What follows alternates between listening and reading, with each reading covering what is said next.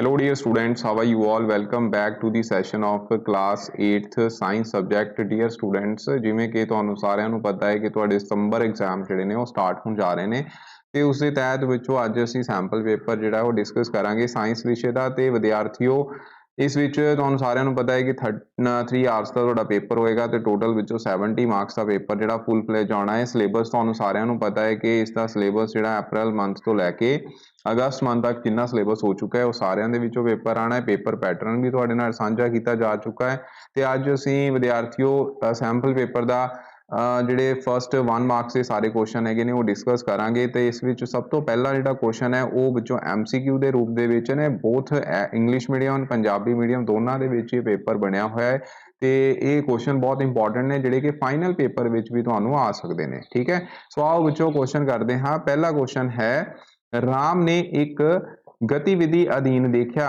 ਕਿ ਜਦੋਂ ਬੀਜਾਂ ਨੂੰ ਪਾਣੀ ਵਿੱਚ ਪਾਇਆ ਜਾਂਦਾ ਹੈ ਤਾਂ ਕੁਝ ਬੀਜ ਪਾਣੀ ਦੀ ਸਤ੍ਹਾ ਤੇ ਤੈਰਨ ਲੱਗਦੇ ਹਨ। ਇਹ ਕਿਹੜੇ ਬੀਜ ਹਨ? ਤੇ ਵਿਦਿਆਰਥੀਓ ਇਸ ਨਾਲ ਸੰਬੰਧਿਤ ਅਸੀਂ ਜਦੋਂ ਤੁਸੀਂ ਸਟਾਰਟਿੰਗ ਦੇ ਵਿੱਚ ਸਕੂਲ ਦੇ ਵਿੱਚ ਆਉਂਦੇ ਹੋ ਤੁਹਾਨੂੰ ਸਭ ਤੋਂ ਪਹਿਲਾਂ ਜਿਹੜੀ ਐਕਟੀਵਿਟੀ ਕਰਾਈ ਜਾਂਦੀ ਹੈ ਉਹ ਇਹੀ ਹੁੰਦੀ ਹੈ ਕਿ ਪਾਣੀ ਦੇ ਵਿੱਚ ਕੁਝ ਬੀਜਾਂ ਦੀ ਜਦੋਂ ਬੀਜਾਂ ਦੀ ਸਿਲੈਕਸ਼ਨ ਕਰਦੇ ਹਾਂ ਤਾਂ ਪਾਣੀ ਦੇ ਵਿੱਚ ਉਹ ਬੀਜਾਂ ਨੂੰ ਪਾ ਦਿੱਤਾ ਜਾਂਦਾ ਹੈ ਤੇ ਜੋ ਹਲਕੇ ਖੋਖਲੇ ਬੀਜ ਹੁੰਦੇ ਨੇ ਉਹ ਸਾਰੇ ਉੱਪਰ ਆ ਜਾਂਦੇ ਨੇ। ਠੀਕ ਹੈ, तो ਜਿਹੜੇ ਬੀਜ ਤੈਰਨ ਲੱਗਦੇ ਨੇ ਉਹ ਹਲਕੇ ਖੋਖਲੇ ਯਾਨੀ ਕਿ ਉਹ ਬੀਜਣ ਯੋਗ ਬੀਜ ਨਹੀਂ ਹੁੰਦੇ, ਉਹ ਖਰਾਬ ਬੀਜ ਹੁੰਦੇ ਹਨ। ਠੀਕ ਹੈ, ਮਤਲਬ ਕਿ ਦੇ ਆਰ ਅਨਹੈਲਦੀ ਸੀਡਸ। ਠੀਕ ਹੈ, ਤਾਂ ਇਹਦਾ ਆਨਸਰ ਜਿਹੜਾ ਉਹ ਬੀ ਆਪਸ਼ਨ ਇੱਥੇ ਆਏਗੀ। ਨੈਕਸਟ ਕੁਐਸਚਨ ਹੈਗਾ, ਮਲੇਰੀਆ ਫੈਲਾਉਣ ਵਾਲੇ ਪ੍ਰੋਟੋਜ਼ੋਆ ਦਾ ਵਾਹਕ ਡੈਸ਼ ਹੈ। ਠੀਕ ਹੈ, ਵਾਹਕ ਹੈ। ਵਿਦਿਆਰਥੀਓ ਬਹੁਤ ਇੰਪੋਰਟੈਂਟ ਕੁਐਸਚਨ ਹੈਗਾ ਜੇ ਮਲੇਰੀਆ ਨੂੰ ਫੈਲਾਉਣ ਵਾਲੇ ਪ੍ਰੋਟੋਜ਼ੋਨ। ਪਹਿਲਾਂ ਤੇ ਇਹ ਯਾਦ ਰੱਖਣਾ ਹੈ ਕਿ ਮਲੇਰੀਆ ਇੱਕ ਪ੍ਰੋਟੋਜ਼ੋਨ ਡਿਜ਼ੀਜ਼ ਹੈ। ਠੀਕ ਹੈ, ਤੇ ਇਹਦੇ ਵਿੱਚੋਂ ਯਾਦ ਰੱਖਣਾ ਜਿਹੜਾ ਡੇਂਗੂ ਹੈ ਉਹ ਇੱਕ ਵਾਇਰਸ ਡਿਜ਼ੀਜ਼ ਹੈ। ਠੀਕ ਹੈ, ਇਹ ਸਾਰੇ ਵਿਦਿਆਰਥੀਆਂ ਨੇ ਯਾਦ ਰੱਖਣਾ ਹੈ। ਉਹ ਏਡੀਜ਼ ਮੱਛਰ ਦੇ ਕੱਟਣ ਦੇ ਨਾਲ ਹੁੰਦੀ ਹੈ। ਠੀਕ ਹੈ, ਤੇ ਵਿਦਿਆਰਥੀਓ ਇਹ ਜਿਹੜਾ ਹੈ ਮਲੇਰੀਆ ਜਿਹੜਾ ਇਹ ਮਾਦਾ ਐਨਾਫਲੀਸ ਮੱਛਰ, ਠੀਕ ਹੈ, ਇਹ ਮਾਦਾ ਐਡੀਸ ਮੱਛਰ ਔਰ ਇਹ ਮਾਦਾ ਐਨਾਫਲੀਸ ਮੱਛਰ ਦੇ ਕੱਟਣ ਨਾਲ ਹੁੰਦਾ ਹੈ। ਇਸ ਦਾ ਆਨਸਰ ਊੜਾ यानी कि ए ऑप्शन आनी है, फीमेल एनोफ्लीस मॉस्किटो कॉजेज दी मलेरिया। ठीक है, which is in protozoan disease. Okay, ये याद रखियो। तो डेंगू जी है वो एक वायरल डिजीज है जो कि एडीज फीमेल एडीज मच्छर के कट्टण दे नाल हुंदी है।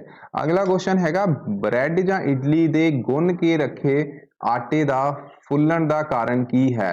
ਤੇ ਵਿਦਿਆਰਥੀਓ ਇਸ ਵਿੱਚ ਤੁਸੀਂ ਤੁਹਾਡੀ ਕਿਤਾਬ ਦੇ ਵਿੱਚ ਇੱਕ ਐਕਟੀਵਿਟੀ ਹੈ ਬੜੀ ਵਧੀਆ ਬਣਾਈ ਹੋਈ ਹੈ। ਉਹਦੇ ਵਿੱਚ ਤੁਸੀਂ ਦੇਖਿਆ ਕਿ ਮੈਦੇ ਦੇ ਵਿੱਚ ਜਦੋਂ ਯੀਸਟ ਨੂੰ ਪਾਇਆ ਜਾਂਦਾ ਹੈ ਤਾਂ ਉਹ ਬੱਚੋ ਮੈਦਾ ਰਾਈਜ਼ ਕਰ ਜਾਂਦਾ ਹੈ। ਉਸ ਦਾ ਰੀਜ਼ਨ ਕੀ ਹੁੰਦਾ ਹੈ ਕਿ ਖਮੀਰ ਦੇ ਸੈੱਲਾਂ ਦਾ ਜਿਹੜਾ ਆ ਉਹ ਆਪਣੀ ਸਾਹ ਕਿਰਿਆ ਕਰਦੇ ਨੇ ਤੇ ਜਿਹਦੇ ਕਰਕੇ ਉਹ ਵਾਧੇ ਫੁੱਲਦੇ ਨੇ। ਤੇ ਵਿਦਿਆਰਥੀਓ ਖਮੀਰ ਦੇ ਸੈੱਲਾਂ ਦਾ ਵਾਧਾ ਹੋਣ ਦੇ ਕਾਰਨ ਮਤਲਬ ਗਰੋਥ ਆਫ ਯੀਸਟ ਸੈੱਲ ਹੋਣ ਦੇ ਕਾਰਨ ਹੀ ਵਿੱਚੋਂ ਜਿਹੜਾ ਆਟਾ ਦੇ ਵਿੱਚ ਫਲਾਵਟ ਆ ਜਾਂਦੀ ਹੈ ਜੋ ਕਿ ਅਸੀਂ ਫਿਰ ਡਿਫਰੈਂਟ ਪਰਪਸ ਦੇ ਵਿੱਚ ਇਡਲੀ ਬਣਾਉਣ ਦੇ ਵਿੱਚ ਜਾਂ ਫਿਰ ਪੂਰੀਆਂ ਬਣਾਉਣ ਦੇ ਵਿੱਚ ਐਕਸੈਟਰਾ, ਠੀਕ ਹੈ, ਉਹਨਾਂ ਦੇ ਬਣਾਉਣ ਦੇ ਵਿੱਚ ਕੰਮ ਲੈ ਕੇ ਆਉਂਦੇ ਆ। ਅਗਲਾ ਕੁਐਸਚਨ ਹੈਗਾ, ਆਂਚਲ ਤੇ ਸੁਮਨ ਆਪਣੇ ਅਧਿਆਪਕ ਨਾਲ ਹਰੀਕੇ ਪੱਤਣ ਵਿਖੇ ਘੁੰਮਣ ਗਏ ਤੇ ਉਹਨਾਂ ਨੇ ਉਸ ਸਥਾਨ ਵਿਖੇ ਸਫੇਦ ਰੰਗ ਦੇ ਬਗਲੇ ਵਰਗੇ ਪੰਛੀ ਵੇਖੇ। ਜਿਸ ਤੇ ਆਂਚਲ ਨੇ ਆਪਣੇ ਅਧਿਆਪਕ ਤੋਂ ਇਹਨਾਂ ਪੰਛੀਆਂ ਬਾਰੇ ਪੁੱਛਿਆ ਤਾਂ ਅਧਿਆਪਕ ਨੇ ਉਹਨਾਂ ਪੰਛੀਆਂ ਬਾਰੇ ਕੀ ਦੱਸਿਆ ਹੋਵੇਗਾ? ਤੇ ਵਿਦਿਆਰਥੀਓ ਇਹ ਪੰਛੀ ਜਿਹੜੇ ਨੇ ਇਹ ਇੱਕ पर्टिकुलर क्लाइमेटिक जो चेंजिस आंदियां ने पर्टिकुलर सीजन दे विच ही बच्चों एक जगह तो दूसरी जगह ते आंदे ने, इन्हां नूं बच्चों असीं प्रवासी पंछी आखदे हां। उस तो बाद अगला क्वेश्चन हैगा, नवीन अपने माता पिता नाल साइंस सिटी घूमण गया, उत्थे उसने बाग दा ढांचा वेख्या। ठीक है, उसने अपने माता पिता जी नूं पुछया कि ये किस प्रकार दी प्रजाति दा जीव है तो उसके पिता जी ने बच्चों दस्या कि ये बच्चों जिहड़े ने संकटकालीन प्रजातियां ने जो कि हौली हौली खतरे की कगार ते हन कि ये कगार ते हन कि ये की है अलोप हो सकदियां ने। ठीक है, हुणे हुणे साडे देश दे विच बच्चों जिहड़े चीते ने जिहड़े वो लैके आंदे ने।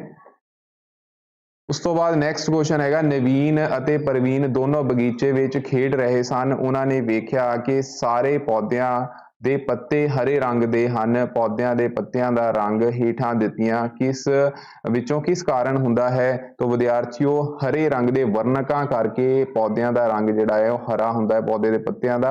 ਉਹਦਾ ਕਾਰਨ ਕੀ ਹੁੰਦਾ ਹੈ? ਹਰੇ ਰੰਗ ਦੇ ਵਰਣਕ ਜਿਸ ਨੂੰ ਅਸੀਂ ਕਲੋਰੋਫਿਲ ਆਖਦੇ ਹਾਂ। ਠੀਕ ਹੈ, ਤਾਂ due to the presence of chlorophyll which are the green pigments, ठीक है, ਇਹ ਕੀ ਹੁੰਦੇ ਨੇ green pigments ਹੁੰਦੇ ਨੇ, ਇਹਨਾਂ ਕਰਕੇ ਵਿਦਿਆਰਥੀਓ ਪੌਦੇ ਦੇ ਪੱਤਿਆਂ ਦਾ ਰੰਗ ਜਿਹੜਾ ਹੈ ਹਰਾ ਹੁੰਦਾ ਹੈ। ਅਗਲਾ ਕੁਐਸਚਨ ਬੱਚੋ ਅੰਦਰੂਨੀ ਨਿਸ਼ੇਚਨ ਹੁੰਦਾ ਹੈ ਵਿਦਿਆਰਥੀਓ, ਬਹੁਤ ਇੰਪੋਰਟੈਂਟ ਕੁਐਸਚਨ ਹੈ। ਅੰਦਰੂਨੀ ਨਿਸ਼ੇਚਨ ਮਾਦਾ ਦੇ ਸਰੀਰ ਦੇ ਅੰਦਰ ਹੁੰਦਾ ਹੈ, ਠੀਕ ਹੈ, तो इसनों इनसाइड दी फीमेल बॉडी, ठीक है, this is known as internal fertilisation. ਇਹਦੇ ਵਿੱਚੋਂ ਇੱਕ एक्सटर्नल फर्टिलाइजेशन ਹੁੰਦੀ ਹੈ ਜਿਸ ਵਿੱਚ ਕੀ ਹੈ ਜੀਵ ਜਿਹੜੇ ਨੇ ਉਹ ਬਾਹਰ ਅੰਡੇ ਦਿੰਦੇ ਨੇ ਤੇ ਫਿਰ ਉਸ ਨੂੰ ਅਸੀਂ ਐਕਸਟਰਨਲ ਫਰਟੀਲਾਈਜੇਸ਼ਨ ਦਾ ਨਾਮ ਦਿੰਦੇ ਹਾਂ। ਜਿਵੇਂ ਕਿ ਡੱਡੂ ਤੁਹਾਨੂੰ ਸਾਰਿਆਂ ਨੂੰ ਪਤਾ ਹੈ ਕਿ ਉਹ ਕੀ ਹੈ ਬਾਹਰ ਪਾਣੀ ਦੇ ਵਿੱਚ ਅੰਡੇ ਦਿੰਦਾ ਹੈ ਤੇ ਉਹਨਾਂ ਅੰਡਿਆਂ ਦੇ ਵਿੱਚੋਂ ਜੋ ਸਰਵਾਈਵ ਕਰਦੇ ਨੇ ਫਿਰ ਉਹ ਕੀ ਹੈ ਅੱਗੇ ਟੈਡਪੋਲ ਤੋਂ ਫਿਰ ਫਰਦਰ ਡੱਡੂ ਦੇ ਵਿੱਚ ਉਹ ਕਨਵਰਟ ਕਰਦੇ ਨੇ ਜਿਸ ਨੂੰ ਅਸੀਂ ਕਾਇਆ ਪਰਿਵਰਤਨ ਵੀ ਆਖਦੇ ਹਾਂ। ਤੇ ਵਿਦਿਆਰਥੀਓ ਅਗਲਾ ਕੁਐਸਚਨ ਵੀ ਸਾਡਾ ਇਹਦੇ ਨਾਲ ਹੀ ਰਿਲੇਟਡ ਹੈ ਕਿ ਇੱਕ ਟੈਡਪੋਲ ਜਾਂ ਡੱਡੂ ਦਾ ਲਾਰਵਾ ਜਿਸ ਪ੍ਰਕਿਰਿਆ ਦੁਆਰਾ ਪ੍ਰੌੜ ਅਵਸਥਾ ਵਿੱਚ ਵਿਕਸਿਤ ਹੁੰਦਾ ਹੈ ਉਸ ਨੂੰ ਕੀ ਆਖਦੇ ਹਨ, ਹੁਣੀ ਮੈਂ ਦੱਸ ਕੇ ਹਟਿਆ, ਕਾਇਆ ਪਰਿਵਰਤਨ मतलब कि ਮੈਟਾਮੋਰਫੋਸਿਸ, ਠੀਕ ਹੈ। तो ਇਹਦਾ ਆਨਸਰ ਬੀ ਆਪਸ਼ਨ ਆਏਗਾ। ਅਗਲਾ ਵਿੱਚੋਂ ਖਾਲੀ ਥਾਵਾਂ ਨੇ, ਇਸ ਵਿੱਚ ਵਿੱਚੋਂ ਫਾਸਫੋਰਸ ਇੱਕ ਕਿਰਿਆਸ਼ੀਲ ਧਾਤ ਹੈ, ਠੀਕ ਹੈ, ਕੀ ਹੈਗੀ ਹੈ ਕਿਰਿਆਸ਼ੀਲ ਧਾਤ। ਕਿਰਿਆਸ਼ੀਲ ਦਾ ਮਤਲਬ ਹੁੰਦਾ ਹੈ ਰਿਐਕਟਿਵ ਨॉन ਮੈਟਲ, ਠੀਕ ਹੈ, it is an reactive non metal. ਇਸ ਨੂੰ ਇਹ ਵੀ ਯਾਦ ਰੱਖਣਾ ਇਸ ਨੂੰ ਪਾਣੀ ਦੇ ਵਿੱਚ ਰੱਖਿਆ ਜਾਂਦਾ ਹੈ, ਕਿਹਦੇ ਵਿੱਚ, ਪਾਣੀ ਯਾਨੀ ਕਿ ਵਾਟਰ ਵਿੱਚ, ਠੀਕ ਹੈ। तो ਫਾਸਫੋਰਸ ਵਾਈਟ ਫਾਸਫੋਰਸ ਜ਼ਿਆਦਾਤਰ ਪਾਣੀ ਦੇ ਵਿੱਚ ਰੱਖਿਆ ਜਾਂਦਾ ਹੈ ਕਿਉਂਕਿ ਇਹ ਬਹੁਤ ਜ਼ਿਆਦਾ ਰਿਐਕਟਿਵ ਹੁੰਦੀ ਹੈ, ਪਾਣੀ ਦੇ ਨਾਲ ਇਹ ਕਿਰਿਆ ਕਰ ਜਾਂਦੀ ਹੈ ਵਿੱਚੋਂ, ਠੀਕ ਹੈ, ਸੌਰੀ ਜੇ ਹਵਾ ਦੇ ਵਿੱਚ ਹੋਵੇ ਤਾਂ ਹਵਾ ਦੇ ਨਾਲ ਕਿਰਿਆ ਕਰਨ ਤੋਂ ਬਾਅਦ P4O10 ਨਾਮ ਦਾ ਇੱਕ ਕੰਪਾਊਂਡ ਬਣਾਉਂਦੀ ਹੈ। ਚਲੋ ਉਹ ਤੁਹਾਡੇ ਸਿਲੇਬਸ 'ਚ ਨਹੀਂ ਹੈਗਾ ਪਰ ਹਵਾ ਦੇ ਵਿੱਚ ਇਹ ਕਿਰਿਆ ਜਿਹੜੀ ਹੈ ਕਰ ਜਾਂਦੀ, ਇਸ ਕਰਕੇ ਇਹਨੂੰ ਪਾਣੀ ਦੇ ਵਿੱਚ ਰੱਖਿਆ ਜਾਂਦਾ ਹੈ। ਇਹ ਪਾਣੀ ਵਿੱਚ ਰੱਖਿਆ ਜਾਂਦਾ ਹੈ, ਯਾਦ ਰੱਖਣਾ। ਜੇ ਤੁਹਾਨੂੰ ਫਾਸਫੋਰਸ ਦੀ ਥਾਂ ਵਿੱਚੋਂ ਕੋਈ ਇਦਾਂ ਦੀ ਧਾਤ ਆ ਜਾਏ, ਠੀਕ ਹੈ, ਇਹ ਧਾਤ ਸੀਗੀ, ਇਹ ਬੜਾ ਇੰਪੋਰਟੈਂਟ ਕੁਐਸਚਨ ਹੈਗਾ। ਨॉन ਮੈਟਲ ਜਿਹੜੀ ਆ ਪਾਣੀ ਵਿੱਚ ਰੱਖੀ ਜਾਂਦੀ ਹੈ ਫਾਸਫੋਰਸ, ਜੇ ਇਹੀ ਤੁਹਾਨੂੰ ਵਿੱਚੋਂ ਆਉਂਦਾ ਹੈ ਪੋਟਾਸ਼ੀਅਮ ਜਾਂ ਫਿਰ ਸੋਡੀਅਮ, ਠੀਕ ਹੈ, ਇਹਨਾਂ ਨੂੰ ਵਿੱਚੋਂ ਮਿੱਟੀ ਦੇ ਤੇਲ ਵਿੱਚ ਰੱਖਿਆ ਜਾਂਦਾ ਹੈ, ਮਿੱਟੀ ਦੇ ਤੇਲ ਵਿੱਚ ਰੱਖਿਆ ਜਾਂਦਾ ਹੈ, ਬੜਾ ਹੀ ਇੰਪੋਰਟੈਂਟ ਕੁਐਸਚਨ ਹੈ, ਠੀਕ ਹੈ। ਇਹ ਵੀ ਹਵਾ ਦੇ ਨਾਲ ਕਿਰਿਆ ਕਰ ਜਾਂਦੀਆਂ ਨੇ, ਹਵਾ ਵਿੱਚ ਜਿਹੜਾ ਮੋਇਸਚਰ ਹੁੰਦਾ ਹੈ ਉਹਦੇ ਨਾਲ ਰਿਐਕਟ ਕਰ ਜਾਂਦੀਆਂ ਨੇ। ਅਗਲਾ ਕੁਐਸਚਨ ਹੈ ਧਾਤਾਂ ਡੈਸ਼ ਅਤੇ ਡੈਸ਼ ਦੀਆਂ ਸੁਚਾਲਕ ਹੁੰਦੀਆਂ ਨੇ ਬੱਚੋ। ਧਾਤਾਂ ਜਿਵੇਂ ਕਿ ਆਇਰਨ ਹੈ, ਤੁਹਾਨੂੰ ਪਤਾ ਲੋਹਾ ਜਿਹੜਾ ਹੈ ਉਹ ਗਰਮ ਵੀ ਹੋ ਜਾਂਦਾ ਹੈ, ਠੀਕ ਹੈ, ਤੇ ਉਸਦੇ ਵਿੱਚੋਂ ਕਰੰਟ ਵੀ ਪਾਸ ਕਰ ਜਾਂਦਾ ਹੈ, ਇਸ ਕਰਕੇ ਧਾਤਾਂ ਬਿਜਲੀ ਅਤੇ ਤਾਪ, ਠੀਕ ਹੈ, ਬਿਜਲੀ ਅਤੇ ਤਾਪ ਯਾਨੀ ਕਿ ਕਰੰਟ ਐਂਡ ਹੀਟ, ਠੀਕ ਹੈ, ਦੋਨਾਂ ਦੇ ਗੁੱਡ ਕੰਡਕਟਰ ਹੁੰਦੀਆਂ ਨੇ, ਠੀਕ ਹੈ ਜੀ। यानी कि करंट की जगह तुसी इलैक्ट्रिसिटी लिखो तो ज़्यादा वधिया है, इलैक्ट्रिसिटी एंड हीट। अगला है आयरन कॉपर दे नालों डैश डैश ਕਿਰਿਆਸ਼ੀਲ ਹੁੰਦਾ ਹੈ। देखो बच्चों ਜਦੋਂ ਅਸੀਂ ਐਕਟੀਵਿਟੀ ਸੀਰੀਜ਼ ਕਰਦੇ ਹਾਂ ਤਾਂ ਉਹਨੂੰ ਯਾਦ ਰੱਖਣ ਦਾ ਤਰੀਕਾ ਮੈਂ ਤੁਹਾਨੂੰ ਦੱਸਿਆ ਹੋਇਆ ਹੈ, केदार नाथ का माली आलू जरा फीके पकाता है, ठीक है, आलू जरा इत्थे आ जाना, ठीक है, फीके पकाता है, ठीक है, तो पकाता है। उस तो बाद विचों इत्थे कॉपर सिल्वर ते गोल्ड आंदे ने, ठीक है जी। केदार दा मतलब पोटाशियम, नाथ दा मतलब Na सोडियम, ठीक है, माली मतलब मैग्नीशियम, उस तो बाद माली जरा आलू, ठीक है, माली आलू मतलब एल्यूमीनियम, जरा मतलब जिंक, ठीक है, फीके मतलब आयरन, पकाता मतलब लेड, हाइड्रोजन है मतलब हाइड्रोजन, नीचे आ गया कॉपर सिल्वर एंड गोल्ड, ठीक है। तो बच्चों इस एक्टिविटी सीरीज ਦੇ ਵਿੱਚ यानी कि ਕਿਰਿਆਸ਼ੀਲ ਸਾਰਣੀ ਦੇ ਵਿੱਚ ਜਿਹੜੀ ਮੈਟਲ ਉੱਪਰ ਹੋਏਗੀ ਉਹ ਜ਼ਿਆਦਾ ਕਿਰਿਆਸ਼ੀਲ ਹੋਏਗੀ, ਤਾਂ ਤੁਹਾਨੂੰ ਇੱਥੇ ਆਇਰਨ ਤੇ ਕਾਪਰ ਦਾ ਕਨਸੈਪਟ ਦੇ ਬਾਰੇ ਡਿਫਰੈਂਸ ਜਿਹੜਾ ਹੈ ਰਿਐਕਟੀਵਿਟੀ ਨਾਲ ਕੰਪੇਅਰ ਕਰਨ ਨੂੰ ਕਿਹਾ ਗਿਆ ਹੈ। तो कॉपर नीचे है आयरन ऊपर हैगा, ਇਹਦਾ मतलब आयरन ज्यादा क्रियाशील हो गया, तो ਇੱਥੇ ਬੱਚੋ ਤੁਸੀਂ ਕੀ ਲਿਖੋਗੇ ज्यादा क्रियाशील है, ठीक है, more reactive, okay, more reactive. ਧਾਤਾਂ ਤੇਜ਼ਾਬ ਨਾਲ ਕਿਰਿਆ ਕਰਨ ਤੋਂ ਬਾਅਦ ਬੱਚੋ ਧਾਤਾਂ ਜਿੰਨੀਆਂ ਵੀ ਤੇਜ਼ਾਬ ਨਾਲ ਕਿਰਿਆ ਕਰਦੀਆਂ ਨੇ, ਜਿੱਦਾਂ ਮੰਨ ਲਓ ਅਸੀਂ ਇੱਥੇ ਜ਼ਿੰਕ ਦੀ ਗੱਲ ਕਰੀਏ ਤੇ ਜ਼ਿੰਕ ਦੀ ਜੇਕਰ ਅਸੀਂ ਰਿਐਕਸ਼ਨ ਕਰਵਾਉਂਗੇ ਤਾਂ ਇਹ ਸਾਲਟ ਨਾਲ ਹਾਈਡਰੋਜਨ ਗੈਸ ਜਿਹੜੀ ਹੈ ਰਿਲੀਜ਼ ਕਰਦੀਆਂ ਨੇ। ਇਹ ਬਹੁਤ ਇੰਪੋਰਟੈਂਟ ਕੁਐਸਚਨ ਹੈ, ਹਾਈਡਰੋਜਨ ਗੈਸ, ਠੀਕ ਹੈ, ਇੱਥੇ ਆਨਸਰ ਕੀ ਆਣਾ, ਧਾਤਾਂ ਤੇਜ਼ਾਬ ਨਾਲ ਕਿਰਿਆ ਕਰਨ ਤੋਂ ਬਾਅਦ ਹਾਈਡਰੋਜਨ ਗੈਸ ਪੈਦਾ ਕਰਦੀਆਂ ਨੇ।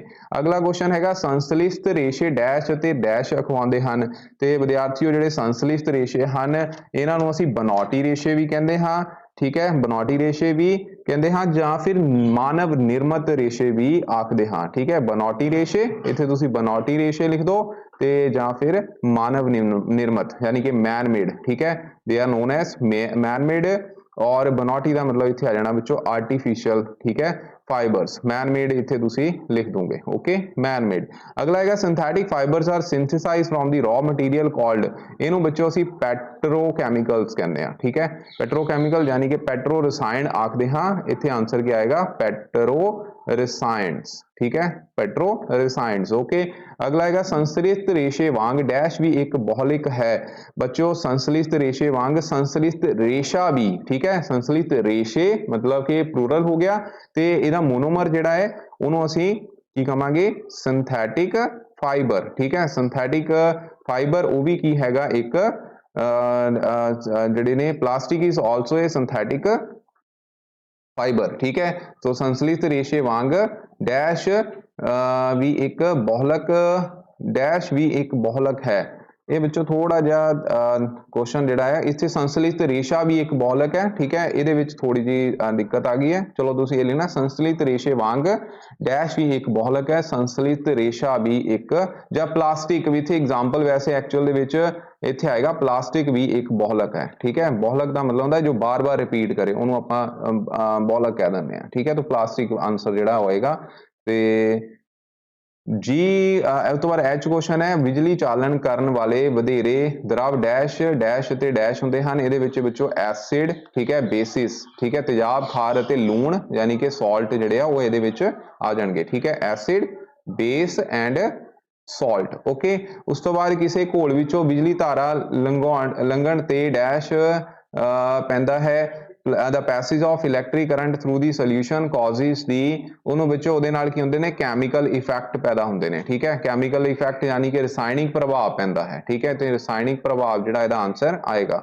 ਅਗਲਾ ਹੈ ਜੇਕਰ ਕਾਪਰ ਸਲਫੇਟ ਦੇ ਘੋਲ ਵਿੱਚ ਬਿਜਲੀ ਧਾਰਾ ਲੰਘਾਈ ਜਾਵੇ ਤਾਂ ਕਾਪਰ ਦੀ ਬੈਟਰੀ ਨਾਲ बैटरी दे डैश नाल जुड़ी प्लेट उत्ते जमदा है बच्चों नूं कॉपर प्लेटिंग यानी कि बिजली मलामाकरण जिहड़े आखदे ने बिजली मलामाकरण हमेशा बैटरी दे नैगेटिव टर्मिनल दे नाल जिहड़ा इलैक्ट्रोड लगा हुंदा है उत्ते जाके डिपॉजिट करदा है यानी कि ये वाला ठीक है। तो बैटरी दे ऋण टर्मिनल दे नाल जिहड़ा इलैक्ट्रोड लगा हुंदा है ਉਹਦੇ ਨਾਲ ਜਾ ਕੇ ਬੱਚੋ ਉੱਥੇ ਉਹਦੇ ਤੇ ਜਾ ਕੇ ਡਿਪੋਜ਼ਿਟ ਕਰਦਾ ਜਿਸ ਨੂੰ ਅਸੀਂ ਕੈਥੋਡ ਦਾ ਨਾਮ ਦਿੰਦੇ ਆ ਠੀਕ ਹੈ ਕੀ ਨਾਮ ਦਿੰਦੇ ਆ ਕੈਥੋਡ ਦਾ।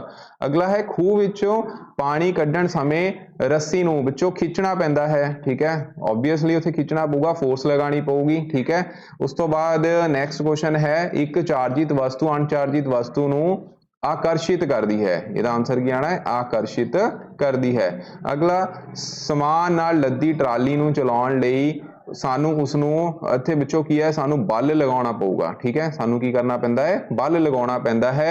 ਅੱਗੇ ਵਿੱਚੋਂ ਹੈ ਕਿਸੇ ਚੁੰਬਕ ਦਾ ਉੱਤਰੀ ਧਰੁਵ ਦੂਜੇ ਚੁੰਬਕ ਦੇ ਉੱਤਰੀ ਧਰੁਵ ਨੂੰ ਵਿੱਚੋਂ ਨਾਰਥ ਪੋਲ ਨੂੰ ਹਮੇਸ਼ਾ ਕੀ ਕਰੂਗਾ ਰਿਪੈਲ ਕਰੂਗਾ ਸਾਊਥ ਪੋਲ ਹਮੇਸ਼ਾ ਇੱਕ ਦੂਸਰੇ ਨੂੰ ਰਿਪੈਲ ਕਰਨਗੇ ਨਾਰਥ ਪੋਲ ਸਾਊਥ ਪੋਲ ਨੂੰ ਹਮੇਸ਼ਾ ਅਟਰੈਕਟ ਕਰਦੇ ਨੇ। तो ਇਹਦਾ ਆਨਸਰ ਆਣਾ ਹੈ ਆਕਰਸ਼ਿਤ यानी कि रिपेल करेगा ठीक है की करेगा रिपेल करेगा ओके। उस पर सही गलत है बच्चों ਇਹਦੇ ਵਿੱਚ ਧਰੁਵ ਤਾਰਾ ਸੂਰਜੀ ਪਰਿਵਾਰ ਦਾ ਇੱਕ ਮੈਂਬਰ ਹੈ नो ਵਿੱਚੋਂ ਇਹ ਆਨਸਰ ਆਣਾ ਹੈ ਫਾਲਸ ਠੀਕ ਹੈ यानी कि गलत है। ਉਸ ਤੋਂ ਬਾਅਦ ਨੈਕਸਟ ਹੈਗਾ ਵਿੱਚੋਂ ਬੁੱਧ ਸੂਰਜੀ ਪਰਿਵਾਰ ਦਾ ਸਭ ਤੋਂ ਛੋਟਾ ਗ੍ਰਹਿ ਹੈ ਇਹ ਵਿੱਚੋਂ ਸਭ ਤੋਂ ਛੋਟਾ ਗ੍ਰਹਿ ਹੈ ਟਰੂ ਆਨਸਰ ਆਏਗਾ। यूरेनस ਸੂਰਜੀ ਪਰਿਵਾਰ ਵਾਂਗ ਸਭ ਤੋਂ दूर वाला ग्रह है बच्चों ये भी गलत है क्योंकि नैपच्यून जिहड़ा है वो सब तो दूर है ठीक है। इंस्टेड एक बनावटी उपग्रह है बिल्कुल ट्रू है। उस बाद साडे सूरजी परिवार विच 9 ग्रह हैं बच्चों पहला 9 सी हुण ये 8 रह गए ने तो ये आंसर आएगा फॉल्स। ओरियन तारामंडल सिर्फ दूरबीन नाल देखा जा सकता है नो बच्चों इनू असीं अख नाल नंगी अख नाल भी देख सकते हाँ तो फॉल्स हो गया। सोडियम बहुत किरियाशील धात है बिल्कुल ट्रू है इनू बच्चों मिट्टी के तेल दे विच रखिया जाता है। अगे मिलान करो है बच्चों सोना तुहानूं पता है गहने बनाने के काम आंदा है ਇਹਦੀ ਵਿੱਚੋਂ ਐਲੂਮੀਨੀਅਮ ਜਿਹੜਾ ਹੈ ਐਲੂਮੀਨੀਅਮ ਦਾ ਕੰਮ ਭੋਜਨ ਲਪੇਟਣ ਲਈ ਆਪਾਂ ਯੂਜ਼ ਕਰਦੇ ਹਾਂ। ਲੋਹਾ ਜਿਹੜਾ ਹੈ ਉਹ ਮਸ਼ੀਨਾਂ ਬਣਾਉਣ ਦੇ ਵਿੱਚ ਕੰਮ ਆਉਂਦਾ ਹੈ। ਨਾਈਲੌਨ ਜਿਹੜਾ ਹੈ ਬੱਚੋ ਨਾਈਲੌਨ ਪੈਰਾਸ਼ੂਟ ਦੀਆਂ ਰੱਸੀਆਂ ਬਣਾਉਣ ਦੇ ਕੰਮ ਕਰਦਾ ਹੈ। ਰਿਆਨ ਜਿਹੜਾ ਹੈ ਲੱਕੜੀ ਦੇ ਪਲਪ ਤੋਂ ਤਿਆਰ ਕੀਤਾ ਜਾਂਦਾ ਹੈ ਤੇ ਟੈਫਲੌਨ ਵਿੱਚੋਂ ਇੱਕ ਨਾਮ ਚਿਪਕਾਉਣ ਵਾਲਾ ਬਰਤਨ ਜਿਹੜੇ ਨੇ ਠੀਕ ਹੈ ਚਿਪਕਣ ਵਾਲੇ ਬਰਤਨ ਉਹਨਾਂ ਦੇ ਵਿੱਚ ਬਾਹਰ ਵਾਲੀ ਜਿਹੜੀ ਟਰਾਂਸਪੇਰੈਂਟ ਕੋਟਿੰਗ ਹੁੰਦੀ ਹੈ ਉਹਦੇ ਸਰਫੇਸ ਤੇ ਉਹ ਉੱਥੇ ਯੂਜ਼ ਹੁੰਦਾ ਹੈ ਠੀਕ ਹੈ एक हीट रेजिस्टेंस मटीरियल है। तो ये बच्चों शॉर्ट क्वेश्चन सीगे सारे MCQ खाली थावां ते मिलान यानी कि मैच दी कॉलम्स इन्हां नूं बच्चों चंगी तरह कर लेना। सैकेंड पार्ट दे विच असीं नैक्सट जिहड़े क्वेश्चन है 2 मार्क्स से 3 मार्क्स से वो असीं करांगे। Thank you so much.